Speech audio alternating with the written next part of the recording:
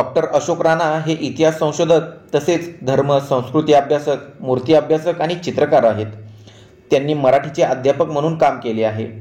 राष्ट्रीय आणि आंतरराष्ट्रीय चर्चासत्रांमध्ये शोधनिबंध वाचनातून त्यांनी वेळोवेळी आपला सहभाग नोंदवलेला आहे. शोधनियतकालिकांतून त्यांच्या शोधनिबंधांना प्रसिद्धी मिळाली. आजवर त्यांची 77 पुस्तकं प्रकाशित झालेली आहेत. विश्वकर्मा पब्लिकेशन, प्राजक्त प्रकाशन, जिजाई प्रकाशन, सनया प्रकाशन अशा अनेक प्रकाशन संस्थांकडून त्यांची अनेक पुस्तकं प्रकाशित झालेली आहेत. अनेक ख्यातनाम विद्यापीठांमध्ये त्यांनी वेळोवेळी व्याख्याने दिलेली आहेत. तसेच तेथील अभ्यासक्रमांमध्ये डॉक्टर अशोक राणा यांचे लेख आणि पुस्तकांचा समावेश केला गेलेला आहे. त्यांचे अनेक दैनिकातून, नियतकालिकांतून सातत्याने लिखाण चालू असते. साप्ताहिक चित्रलेखामधील त्यांच्या असत्याची सत्यकथा व मातृपूजन विश्वभजन या लेखमाला अतिशय वाचकप्रिय ठरल्या. अनेक परिवर्तनशील चळवळींमध्ये डॉक्टर अशोक राणा यांनी आपला सहभाग नोंदवला आहे. आजवरच्या समग्र कार्याबद्दल त्यांना विविध संस्थांचे विविध पुरस्कारही प्राप्त झालेले आहेत. चला तर मित्रांनो, त्यांच्याकडूनच जाणून घेऊया मिथक, साहित्य आणि संस्कृतीशी निगडीत एखाद्या विषयाबद्दल. मित्रांनो, व्हिडिओ सुरू होण्यापूर्वी चॅनल सबस्क्राईब नक्की करा.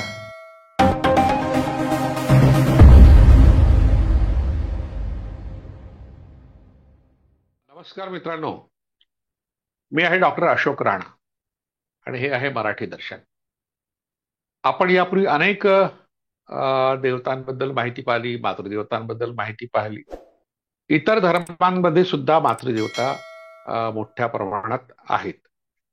इस्लामने या मातृदेवतांना त्यांच्या उपासनांना नाकारलं असलं तरी काही मातृदेवता त्यांच्यामध्ये स्थान मांडून बसल्या आहेत. विशेषतः अल-वुज्जा.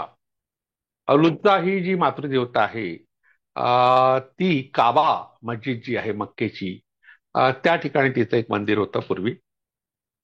आणि त्याच परिसरात अल-लात नावाची एक मातृदेवता होती आणि मनात नावाची मातृदेवता होती. अनेक दैवत त्या ठिकाणी होते. तर त्या दैवतांचे उपासक सुद्धा वेगवेगळे होते, पण त्यांची सगळ्यांची मुख्य मातृदेवता ही अल-वुज्जा होती. आणि तिचे जे उपासक आहेत त्या ठिकाणी एका विशिष्ट कार्यक्रमात एकत्र येत असत यात्रेच्या वेळेस. आणि त्या यात्रेत मग अनेक प्रकारच्या व्यापाराची देवाणघेवाण होत होती. पण त्यांच्या उपासना पद्धती वेगळ्या असल्यामुळे त्यात भांडणं सुद्धा होत होते.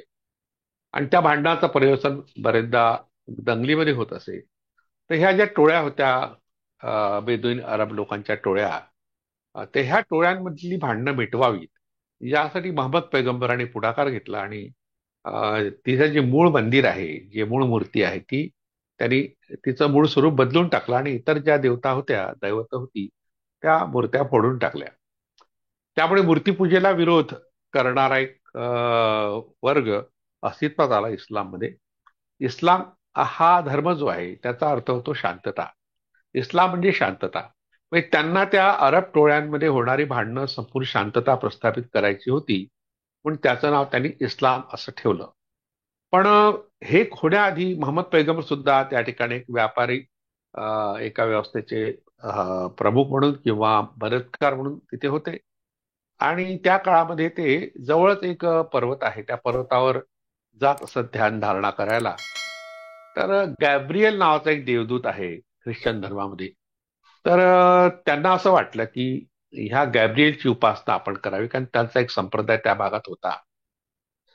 जेरुसलेम किंवा हा जो परिसर आहे ज्या ठिकाणी इस्लामची स्थापना झाली, तिथे 2-3 प्रकारचे धर्म आहेत. यहुदी धर्म आहे, ख्रिस्ती धर्म आहे आणि इस्लाम. या तिन्ही धर्माचं जे मूळ स्थान आहे ते येरुसलेम आहे. आणि आजही 3 प्रकारची प्रार्थना स्थळं त्या ठिकाणी आहेत. त्यावर हक्क सांगण्याकरता नेहमी भांडणं होत राहतात. तेव्हा अतिशय अशांत असा हा परिसर आहे. पण महम्मद पैगंबराचं वेगळेपण हे आहे की त्यांनी शांतता प्रस्थापित करण्याकरता गॅब्रियल नावाच्या देवदूताचा विचार लोकांना सांगितला. आणि लोकांना सांगितलं की तुम्ही आता एकाच ईश्वराची आराधना करा. तर तिची जी माहिती आहे ती आशियाई मातृदेवता नावाच्या आगामी पुस्तकात माझ्या आहे.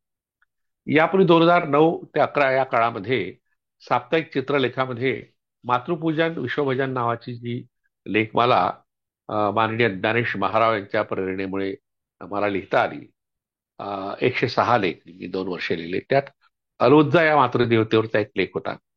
तर यात इस्लामचा अर्थ सांगितला सुरुवातीला, तो असा एक परमेश्वरावर नितांत श्रद्धा, त्याच्या इच्छांचं व आज्ञांचं पालन, ईश्वराला संपूर्ण शरणागती, अशी तीन महत्वाची तत्व इस्लाम या अर्थाशी निगडीत आहे. मोहम्मद पैगंबरांनी एकेश्वरवादी इस्लाम धर्माची स्थापना केली आणि समाजात ऐक्य आणि शांतता प्रस्थापित केली.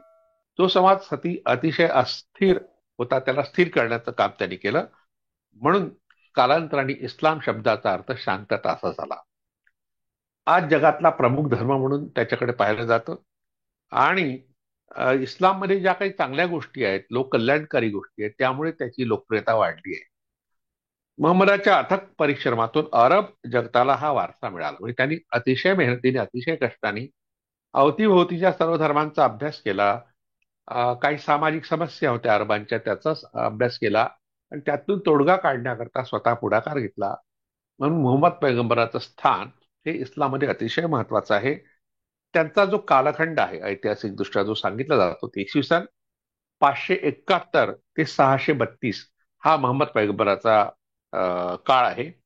अर्थात आजपासून 1400 वर्षांपूर्वी इस्लाम स्थापन करण्यात यश आलं मोहम्मद पैगंबरांना. तर तिथे अनेक देवतांची उपासना पूर्वी होत होती. तर तिथे कोणती संस्कृती होती त्याबद्दल साने गुरुजींचं एक फार महत्वाचं पुस्तक आहे, इस्लामी संस्कृती या नावाचं. त्या पुस्तकाच्या आधारे ही माहिती मी या ठिकाणी घेतली आहे. मोहम्मद पैगंबराचा जन्म ज्या मक्का शहरात झाला ते त्याकडे एक मोठं व्यापारी केंद्र होतं. त्यांच्या जन्मापूर्वी शेकडो वर्षे त्या परिसरात रोमन व इराणी साम्राज्य नांदली होती. परंतु मोहम्मद जेव्हा वयात आले त्या काळात ती साम्राज्य खिळखिळ होऊन मक्का, यस्तिब म्हणजे मदिना, ताईफ ही शहरं स्वायत्त झाली. म्हणजे पूर्वी ही रोमन लोकांच्या किंवा इराणी लोकांच्या ताब्यात होती, ती आता अरबी लोकांच्या ताब्यात आली. त्याशिवाय इतर ठिकाणी ज्यू आणि ख्रिश्चन जमाती वसाहती करून राहत होत्याच त्या परिसरात. तसेच भटक्या अरबांचे तांडे गटागटात विखुरले होते, त्यांच्यात भांडणं होत होती, आपण यापूर्वी पाहिलं. त्या सर्वांसाठी मक्का हे एक पवित्र धार्मिक शहर म्हणून प्रसिद्ध होतं. मक्केची यात्रा करणं हा अरबी लोकांच्या जीवनावरील श्रद्धेचा एक महत्वाचा भाग होता.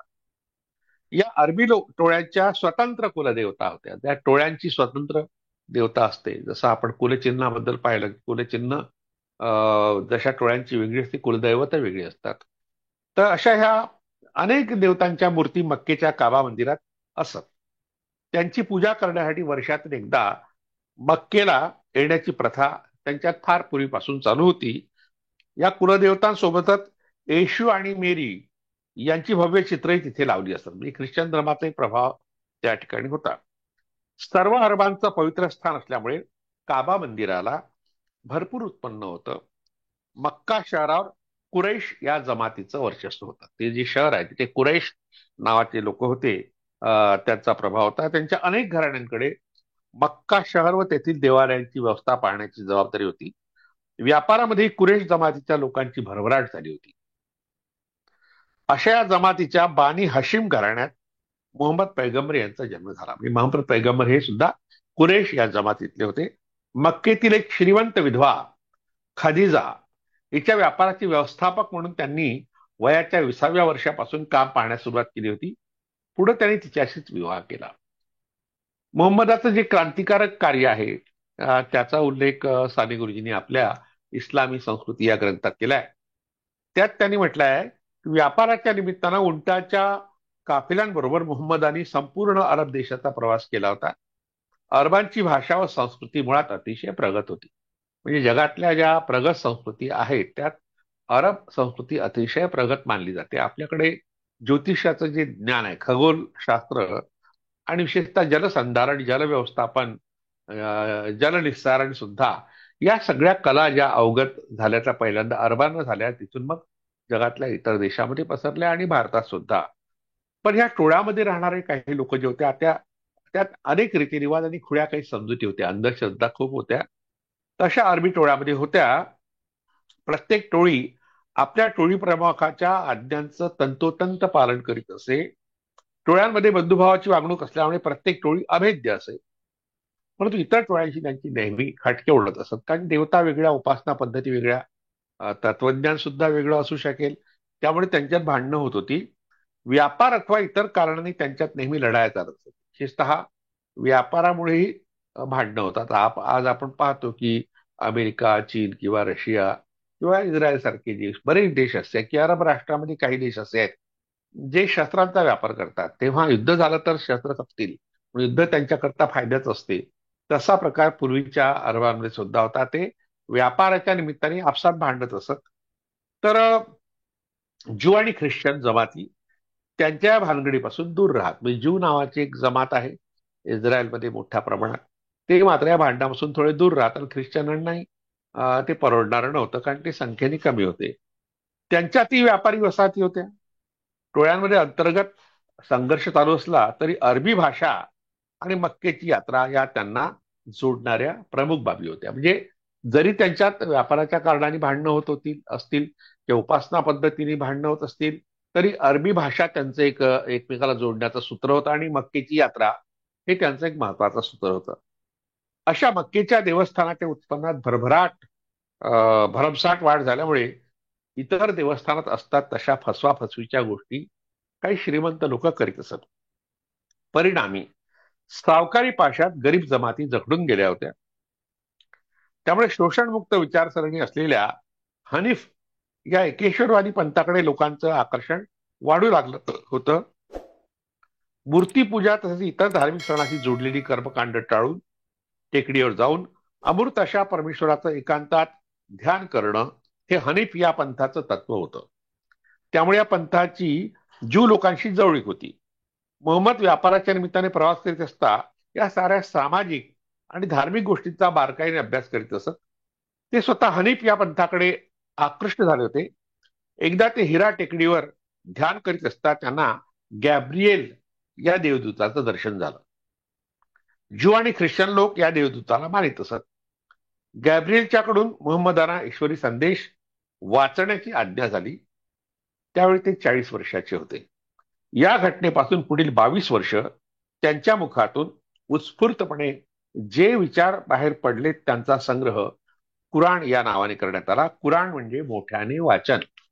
कुराण या शब्दाचा अर्थ होतो मोठ्याने वाचन करणे. आणि ही वाचन करण्याची जी आज्ञा आहे ती गॅब्रिएल या देवदूतांनी मुहम्मद पैगंबरांना दिली होती. आपल्या विचारांच्या प्रचार व प्रसारासाठी मुहम्मद पैगंबरांना खूप मेहनत करावी लागली. प्रसंगी जवळच्या लोकांशी संघर्ष करावा लागला. परंतु त्यात त्यांनी माघार न घेता अनेकेश्वरवादाच्या फाटाफुटीच्या परंपरांना छेद दिला. एकेश्वरवादाची प्रस्थापना करण्यात त्यांना यश आलं व त्यातून इस्लामची स्थापना झाली. अशा तऱ्हेने इस्लाम हा धर्म शांतता प्रस्थापित करण्यासाठी स्थापन झाला आणि विशेषतः ईश्वरावर अतूट अशी नितांत अशी श्रद्धा त्यातून निर्माण व्हावी असा प्रयत्न त्यांनी केला. इस्लाममध्ये ईशभय म्हणजे ईश्वराबद्दल भीती वाटली पाहिजे, न्याय, लज्जा आणि श्रेष्ठ चारित्र्याला अतिशय महत्वाचं स्थान आहे. इस्लामचं वैशिष्ट्य आहे की पहिलं ईश्वराबद्दलची भीती आपल्या मनात असली पाहिजे, त्याच्याबद्दलची लाज असली पाहिजे. म्हणजे आपण कोणतंही दुष्कृत्य करता कामा नये, कारण ईश्वर हे सगळं पाहत असतो. अशा प्रकारची एक श्रद्धा इस्लाममध्ये आहे. आणि स्त्रियांचा सन्मान करणे इस्लामचं एक महत्वाचं वैशिष्ट्य म्हणजे स्त्रियांचा सन्मान करण्याची त्यांची जी उदात्त अशी शिकवण होती. स्त्री सन्मानाच्या या शिकवणीचा वारसा इस्लामने प्राचीन अरब संस्कृतीकडून घेतला. तिथली जी प्राचीन अरब संस्कृती होती ती मातृसत्ताक पद्धती होती. यापूर्वी आपण पाहिलं की जगातल्या सगळ्यात जास्त मातृदेवता ज्या आढळतात त्या मध्य आशियात आढळतात आणि अरबस्थानात आढळतात. इस्रायल आणि सिरिया याच्यामध्ये ज्या गोलन पठार, ज्या गोलन टेकड्या आहेत त्या टेकड्यामध्ये सर्वात जुनी मातृदेवता जिला बेरिकट रॅम म्हणतात त्या ठिकाणी सापडली आहे. हा परिसर जवळच आहे, अरबस्थानाच्या जवळच आहे. तर ही जी अरबी संस्कृती ती कशी होती, त्या काळात मातृप्रधान कुटुंब पद्धती होती आणि त्यातून ती मातृदेवतांच्या पूजकांची संस्कृती निर्माण झाली. मुहम्मदांनी इस्लामच्या स्थापनेमुळे तिला पितृप्रधान स्वरूप प्राप्त करून दिलं. म्हणजे पुरुषांचं महत्व इस्लाममुळे वाढलं, स्त्रियांचं महत्व कमी झालं, पण स्त्रियांच्या सन्मानाची भावना मात्र त्यांच्यावर होती, कायम होती. प्राचीन अरब लोक आईला अतिशय सन्मान देत असत. पत्नीला जर आपला पती योग्य तऱ्हेने वागवत नसेल तर ती त्याला सोडू शकत असेल. म्हणजे अशा तऱ्हेने स्त्री सत्ताक पद्धत त्यांच्यात होती. या बाबतीत स्त्रियांना स्वातंत्र्य असे, कुटुंबाचं मूळ म्हणून मातेकडे पाहिलं जात असे. कुटुंबातील आर्थिक व्यवहार तिच्या हाती असत. नागर, अरब व वाळवंटातील बेदुईन स्त्रियांविषयी आदराची भावना बाळगीत असत. बेदुईन अरब आणि नागर, वाळवंटातील नागर लोक, अरब, हे सुद्धा स्त्रियांबद्दल सन्मानाची भावना ठेवत असत. बेदुईन हे आपल्या प्रेयसीला मालकीची वस्तू न मानता पूजनीय देवता म्हणून मान देत असत. वाळवंटी वीरांनी असुरक्षित कुमारिकांना कसं सभ्यतेने व दाक्षिण्याने वागवलं याची वर्णनं तेथील काव्यामध्ये आढळतात. वाळवंटातील अरबी महिला अपरिचित पाहुण्यांचं स्वागत करण्यात पुढे असे. तिच्यावर कोणी संशय घेत नसे. स्वतःच्या चारित्र्यास ती प्राणाहूनही अधिक जपत असे. आपलं रक्षण स्वतःच करण्याच्या बाबतीत तिच्यात स्वावलंबन होतं. ती कुणाला भीत नसे. आपल्या पतीला शौर्याची कृत्य करण्यात ती प्रेरणा देई. विजयी वीराची ती स्तुती करीत असे. अरब पुरुष त्यांच्या स्तुतीने फुलून जात असत. कालांतराने बहुपत्नीय व बहुपतित्व असे दोन्ही प्रकार अरब लोकांमध्ये रूढ झाले. लहान मुलींचं रक्षण करणं जेव्हा अशक्य असे तेव्हा अरब लोक त्यांना वाळवंटात जिवंतपणे पुरून टाकीत असत. सतत चालणाऱ्या लढ्यांमुळे तेथे पुरुषांची संख्या कमी झाली होती. अशा वेळी मुलींचं काय करायचं हा प्रश्न त्यांच्या पुढे असे. बेदुईन लोक मात्र असं कृत्य कमी प्रमाणात करीत असत. मातृपूजक अशा या संस्कृतीत नाईलाज म्हणून अशा काही घटना घडत असत. टोळ्यांनी राहणाऱ्या अरब लोकांच्या प्रत्येक टोळीनुसार काही मातृदेवता होत्या. त्यापैकी एक होती अल-बुत्सा, जिच्याबद्दल आज आपण माहिती पाहणार आहोत. तर ही अरबी लोकांची मातृदेवता. अरबी संस्कृतीमध्ये 3 प्रमुख मातृदेवता होत्या: अल-बुत्सा, अल-लात आणि मेनात. या नावाने त्यांना ओळखलं जात असे. प्रामुख्याने त्यांची पूजा नॅबेचियन लोक करीत असत. दक्षिणी जॉर्डन, कनान आणि अरेबियाच्या उत्तर भागात राहणारे अरब लोक प्राचीन काळी सेमेटिक या नावाने ओळखले जात असत. त्यांना पुढे नॅबेचियन म्हणून संबोधलं गेलं.